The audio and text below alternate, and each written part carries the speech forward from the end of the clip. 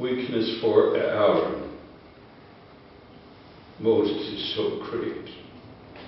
He prompts admiration but keeps people at a distance. But what a seer! He sees more than his brother. He sees further. He sees where the worship of this bull can lead. And he's afraid of a disaster.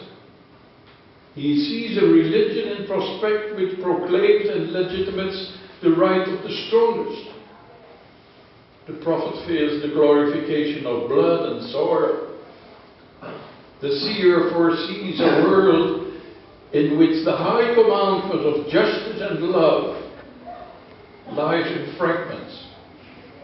Moses smells disaster. Moses sees mass graves. And then this cowardly evasion. It came out by itself, Moses. The molten gold happened to take the form of bull. As if that is by chance. As if paganism could ever make a lamb by chance. And that is why Moses is so beside himself.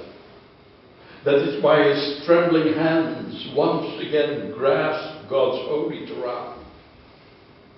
That's why he calls for the golden calf to be broken into pieces and the ashes scattered on the water. That's why he forces the people to drink this water with ashes in it.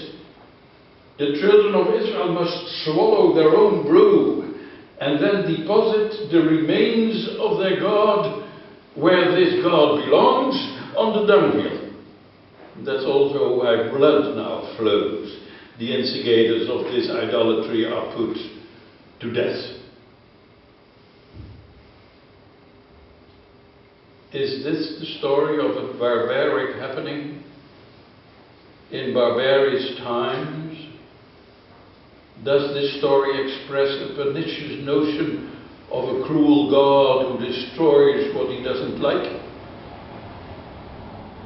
Or is it a parable which is being played out there on the stage of the action theatre to illustrate how deadly serious what is happening here, a matter of life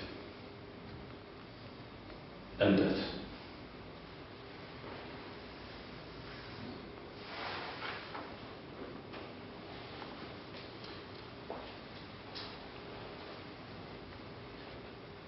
Then Moses died. He died as he had lived in great solitude and close to God. All alone he had lain in a little basket of reeds, an ark, surrounded by the waters of death. Alone he had lived at Pharaoh's court, a little Jewish boy far from home. Alone he had fled to Midian, where he tended Jethro's herd as an exile. Alone he had stood before God, who spoke to him from the burning bush.